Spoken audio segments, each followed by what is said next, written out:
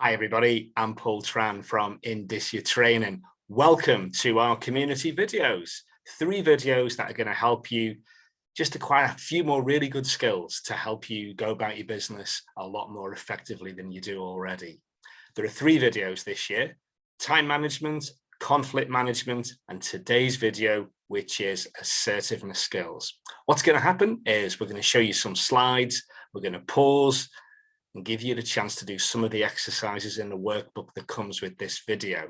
It should take around about an hour for you to watch the video and do the exercises in the workbook, but do feel free to take a bit longer if you need to.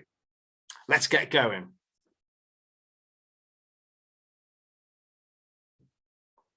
So today we're taking a look at assertiveness skills. Here are our objectives for this particular session. We're going to start off by defining assertiveness. Then we're going to examine submissive, aggressive, and assertive behavior. And these are the 3 behaviors to concentrate on. It's important to realize when we decide to do each of these behaviors and what happens when we do them. Then we're going to move on to show 6 different styles of assertion. And that means you've just got some more options when you choose to be assertive. We're then going to have a look at 5, possibly 6 steps, which help us say no a lot more confidently.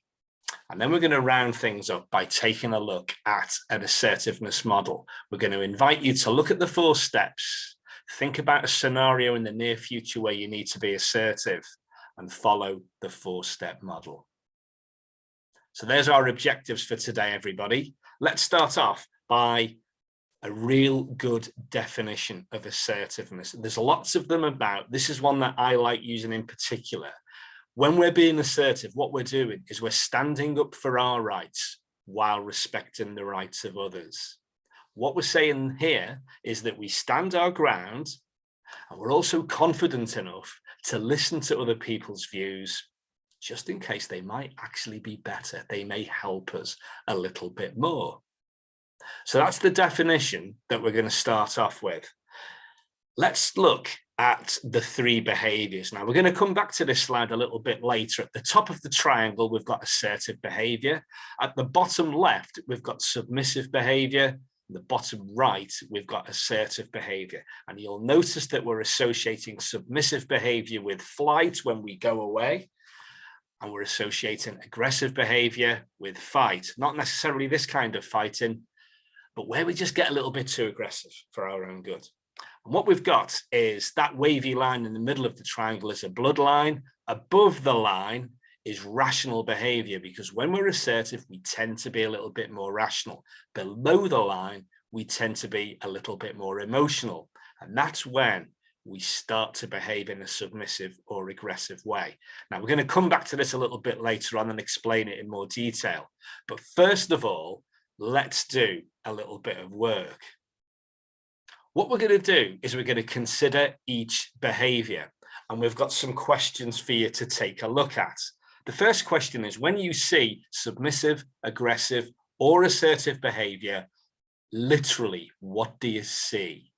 The second question is, what do you hear? What do people sound like? Or maybe what do you sound like when you do each of the 3 behaviors? The third question is, what are the costs to the individual and the organization when they behave in a submissive, aggressive, or assertive way? Next question is, what are the perceived benefits? They could actually be real benefits, but let's look at the perceived ones too. And the 5th question is, what are the long-term effects of submissive, aggressive, and assertive behavior? Now, there's space in your workbooks to consider these 5 questions for all 3 behaviors. I'm going to suggest that you pause the video and you take a little bit of time to answer the questions and really thoroughly think through what you see, what you hear, what the costs are, what the perceived or real benefits are, and what are the long-term effects. See you after you've done the exercise. Hey, well done. How did you get on?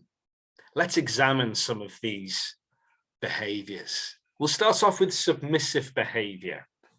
You'll have come up with some really good stuff. Here are some ideas that we've come up with, that when we witness submissive behavior, we notice the following.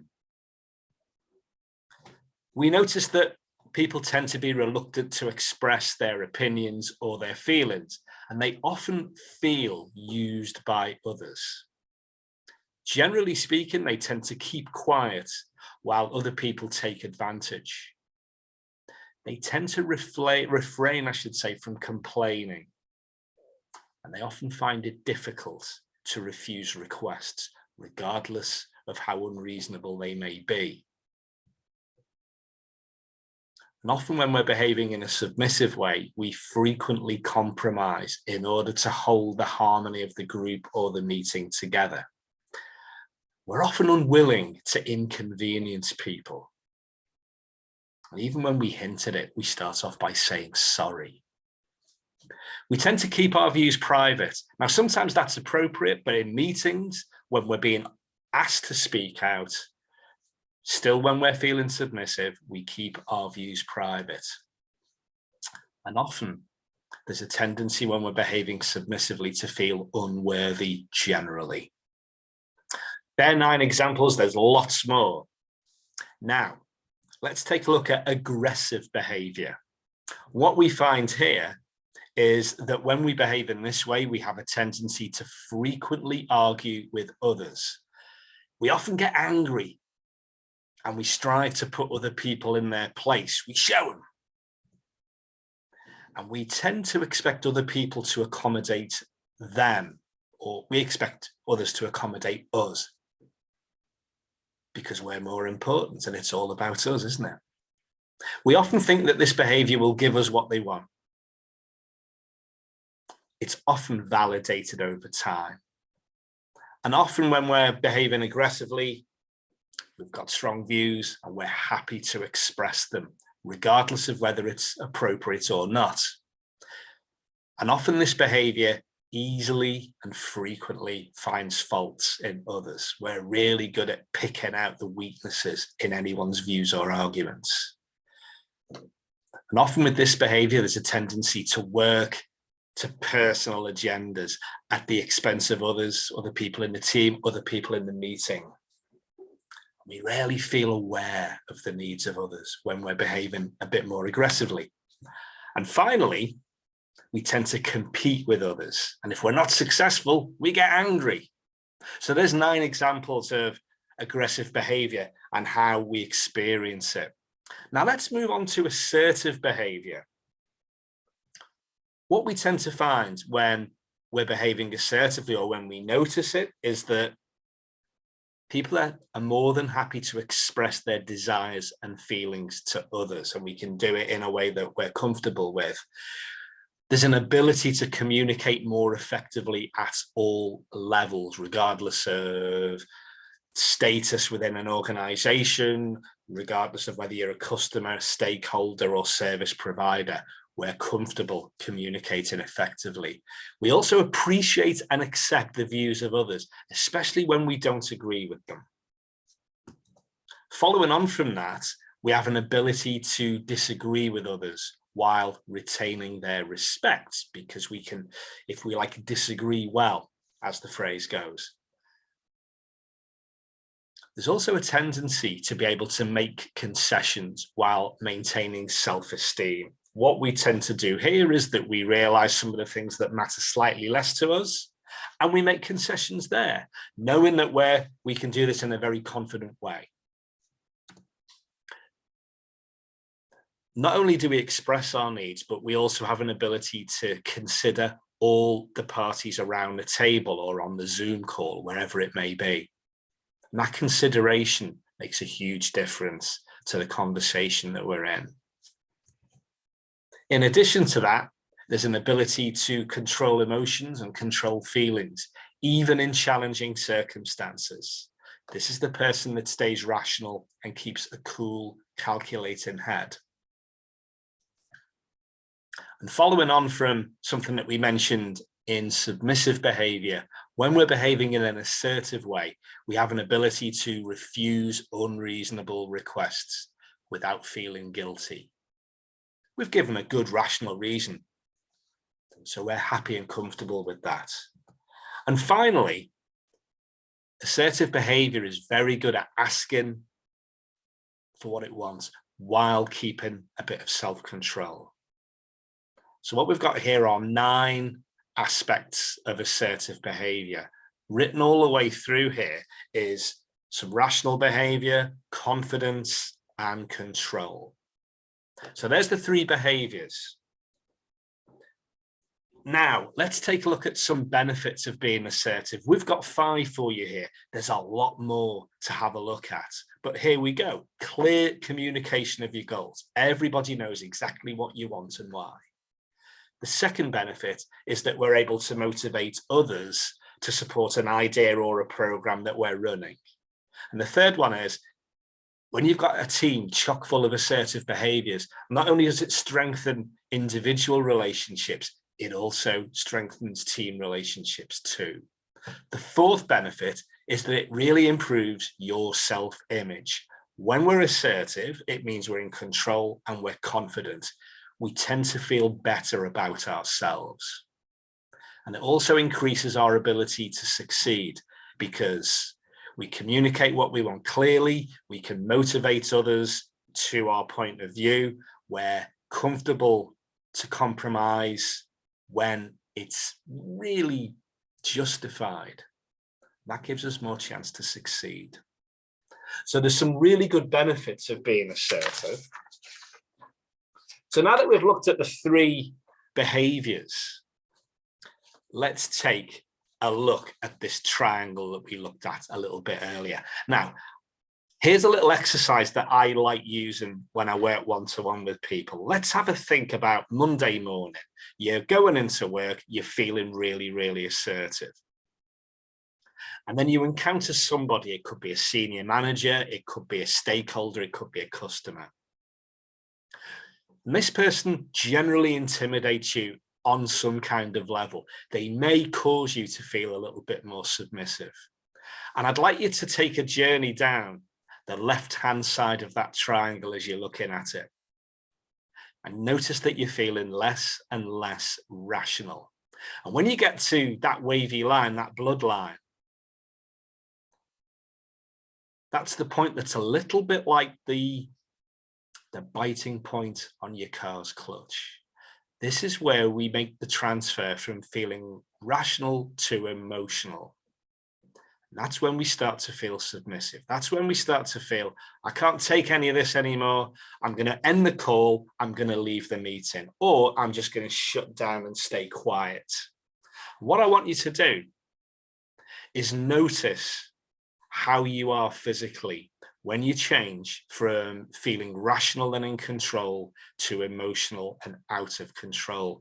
What you'll do then is you'll learn when your body is telling you that you're becoming less rational and more emotional. It's a bit like the alarm clock that wakes some of us up in the morning. And when you recognize those feelings and those sensations around your body, you'll be ready to remind yourself to stay rational. Now, it works the same on the other side of the triangle. Imagine you're going into work on Tuesday morning, happy and assertive, in control, rational.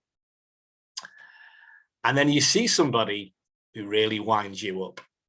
Again, it could be on a Zoom call, it could be a senior manager, it could be a stakeholder or a customer. And they really wind you up. Gradually, you get more and more wound up to the point, again, where you hit that wavy bloodline and your rational behavior starts to become more emotional. You start to sound aggressive, look aggressive, maybe even visually act aggressively. And again, what I want you to think about is what's happening around your body, your physicality, when you start to feel more emotional and less rational. And again, you recognize what your body's telling you. That's a reminder that says you're becoming aggressive here, Paul. Take a step back. What would you be like if you were more rational right now? When we listen to our body, we soon learn to recognize when we're becoming emotional and when we can revert back to being the rational, calm, confident, assertive person that we are. And that's a really good way of managing those three behaviors. Have a think about your biting point when you start to become overly emotional and less in control. Take a step back and think, right, if I was a rational, assertive person right now, what would I be thinking, saying, and doing? And it's a great way to check your behavior and remind yourself about those 5 benefits of being assertive. So that's a little exercise that you can try when you know you're going to go into a meeting with someone or a group of people that make you feel aggressive or submissive, and learn to recognize the signals that your body gives you. So that's the 3 behaviors looked at: assertive behavior, submissive behavior, and aggressive behavior. What we're going to take a look at now is the work of Ken and Kate Back. Their work looked at 6 levels of assertion. And I'm going to get you to have a think about this for a situation that you're in that's personal to you a little bit later. Now, if you take a look at what's on the screen right now, you'll see the vertical axis, which talks about the strength of your message. And the horizontal axis, going from left to right, that's the one that talks about the emotional effect that our message has. What we're going to have a look at here are all 6 levels, and have a think about when, where, and with whom you can use them. All right, so we'll start off with basic assertion. That's the first one on the bottom left of the diagram there, and that is just a really simple request. Paul, I'd like you to stay late in the office on Monday. Thanks very much. The kind of basic requests we get day in, day out of all the people that we're working with. You just simply state what you want. Often that's enough. Sometimes it isn't, and we've got to go a little bit further. So the second level is what we call responsive assertion. Now, this is where we find out the other person's position. We make the effort here. Paul, how busy are you on Monday evening? Oh, you're not doing anything. We need a project finishing. I'd like you to stay late on Monday if you could. We've already made the effort to find out whether the person's busy or not. They've responded by saying, no, I'm not. That's when we can make the request. Now, they could turn around and say, I'm really busy. That's the point when you may have to go to somebody else. That's responsive assertion. The third level is what Ken and Kate Back called empathetic assertion. This is where we show plenty of empathy. An example here would be, I know we've been really busy lately. I know you've stayed late quite regularly. It's just that on Monday, we really need another pair of hands. You might notice that I didn't use the word but. You might want to avoid that one, because when we say the word but, people have a tendency to ignore everything we said beforehand. And what we said beforehand was to acknowledge how busy they've been, how hard they've worked, how helpful they've been. By doing that, what we hope is we have the emotional effect that may just persuade me to stay late on Monday evening again. That's the third level. The fourth level is what we call discrepancy assertion. And this is where we talk about, we agreed work to this kind of standard. You've delivered work to this level of standard. What's happened? How come there's a difference between what we agreed and what you've delivered? This is one that people use quite a lot when they complain to service providers. It's one that we sometimes use with our own staff when we're thinking about their less than good performance. And if we're really honest, we sometimes do this on ourselves when we're thinking about why we've performed particularly badly or particularly well. And Paul, we agreed this, you've done this. Wow, thanks. How did you manage that? That's the fourth level. The fifth level of assertion is what Ken and Kate Back call impact assertion. Now, this is where we let the other person know that their behavior is affecting us in more of a negative way. When you did this, it had this effect on me. When you spoke out the way you did with the clients, I can tell that it made the client angry. It certainly made me angry. What we're doing is showing the impact that their behavior had on us and on the other people around there. And sometimes we can use this quite severely, that if we do this, this will happen because of the impact it's having. The sixth level is even stronger and even more emotionally charged, because this is where we talk about what's going to happen when the bad stuff happens.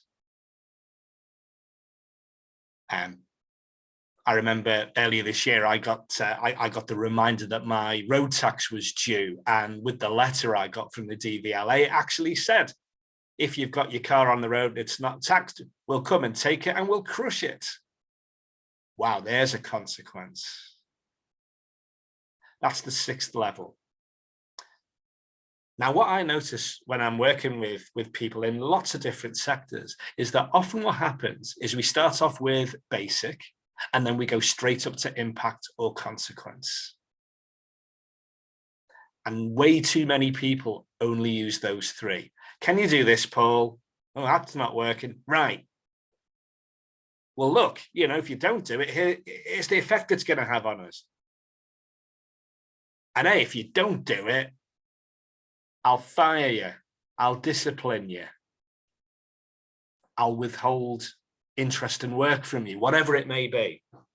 And what we forget are the three in between: responsive, empathetic, and discrepancy. They're a lot more subtle. It means we haven't got to have a too strong or too emotionally charged message. So what I'd like you to have a think about, folks, is a situation where you need to be a little bit more assertive in the near future. And I'd like you to put together a statement that you could say to this person or this group of people that reflects each of these 6 levels. This works really well when you get comfortable with all 6 levels, because depending on how well you know the person, it's great if you're comfortable with all 6. So what I'm going to do is give you the chance to pause the video right now. There's space in your workbook where you can have a right good look at this and see how you get on.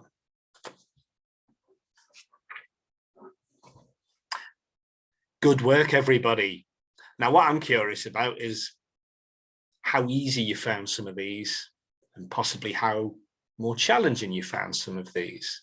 Now, the ones that you are comfortable with, think about using them at a time when you need to speak to someone who's a little bit trickier to deal with.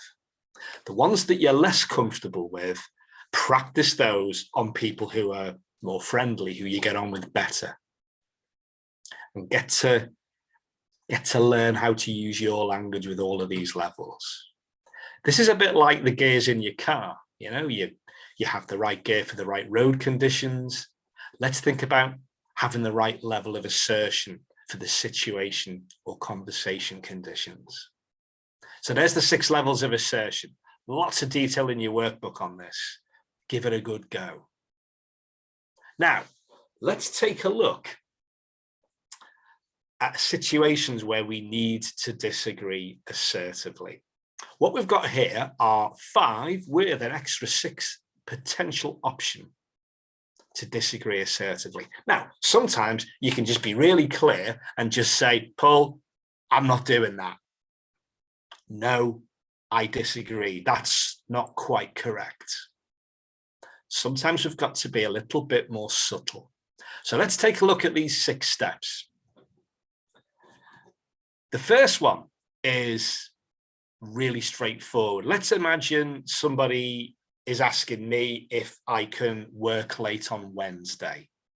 Hey, Paul, we're really busy.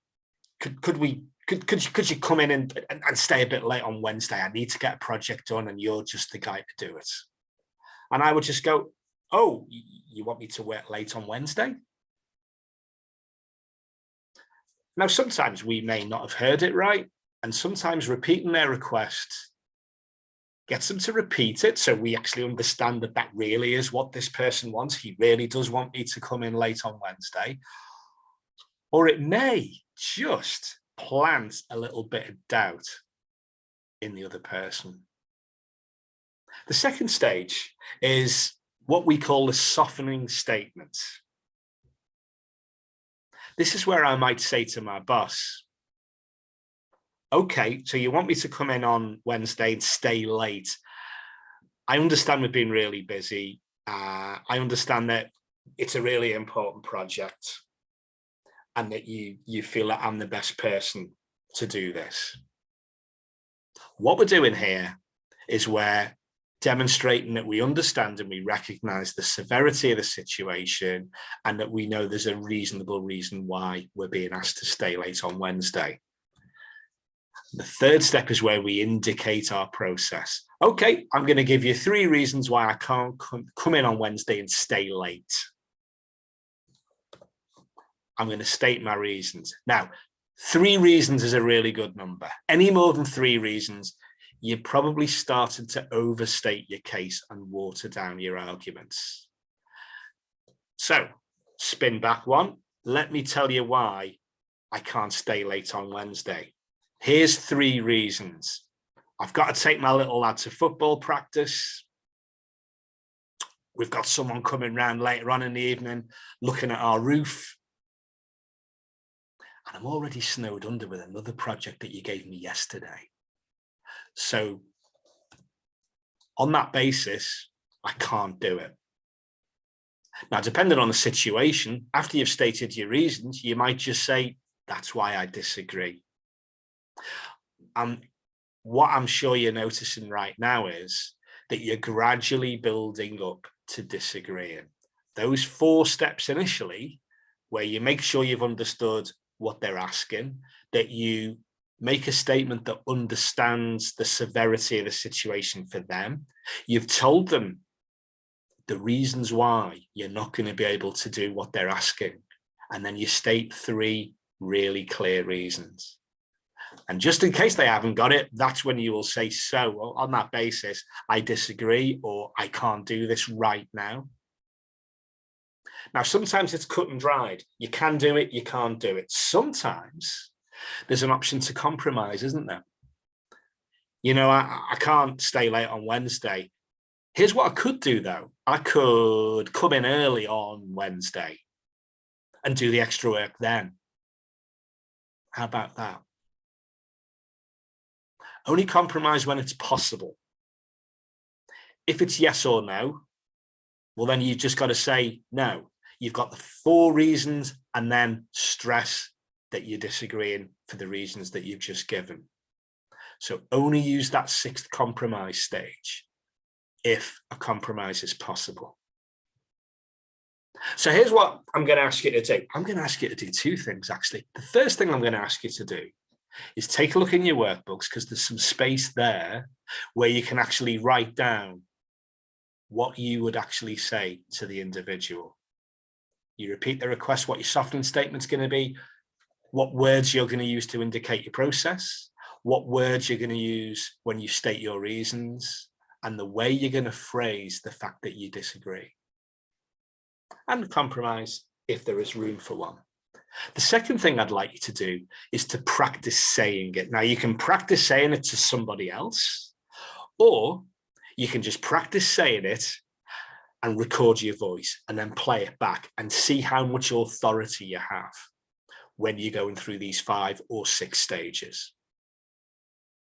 So pause the video, take your workbooks, have a look in there and jot down what you're going to say. And if you really want to dig a bit deeper, practice saying it out loud, record it and listen to it.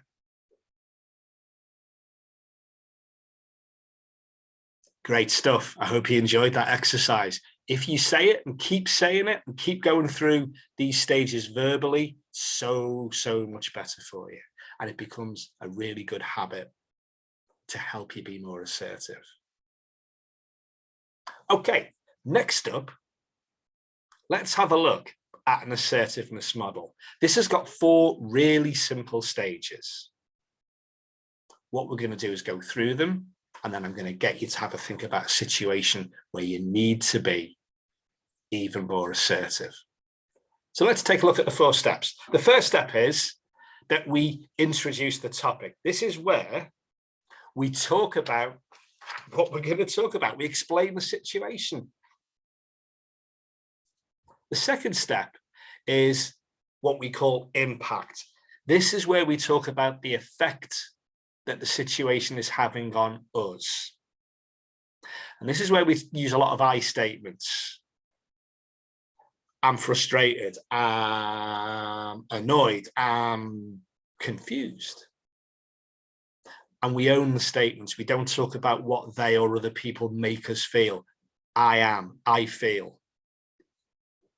The third step is we inform. This is where we talk about the changes that we want. And the fourth step is what we call incentive. This is where we talk about what the other person will gain if they change or if they modify their behavior. So if we think about an example, let's have a think about an example of a team meeting, and somebody was talking over everybody, was interrupting everybody, and we want to have a chat with them about that. Let's imagine it's someone who's more senior than you. So we'd introduce it by explaining the situation. The meeting last Tuesday with the team, the one in the morning. We'd talk about the fact that they were interrupting and talking over people. And then we'll talk about the impact, which was that pretty much everybody else in the meeting was quiet, was unresponsive, wasn't saying anything. And what we'd like is everybody being more participative and have a think about what this individual could do to help that. Hopefully, if we ask that and put that forward, they may just say, well, yeah, when people are quiet, I just have to keep talking. We can talk about how we can get them to just say a bit less and give people the space to speak. The incentive, of course, is what's in it for them. And this is sometimes the tricky one. It's really important that we think, what is the incentive for them to change their behavior? Now, in a team meeting, it could be that we have a much freer conversation. We have more ideas. We have better ideas. And then the meeting's shorter. And we don't have to have another one. And that means they can spend more of their time doing really, really important stuff. So a simple model. Here's the situation. Here's the impact your actions, your behavior is having. Here's what I'd like you to do differently, or let's agree on what we could do differently. And here's why it's going to be really helpful and beneficial for you to change or modify your behavior. It's really, really simple. It's what we do all the time when we're having a great day and we're bang on the ball. So here's what I'd like you to do. The space in your workbook for this is I'd like you to think about a situation where you need to be assertive with somebody about their work, their behavior, and jot down what you're going to say to them at each stage. And maybe practice it on someone else or on them. I'm going to give you some time to have a look at that. I'm going to pause the video. Have fun with that exercise.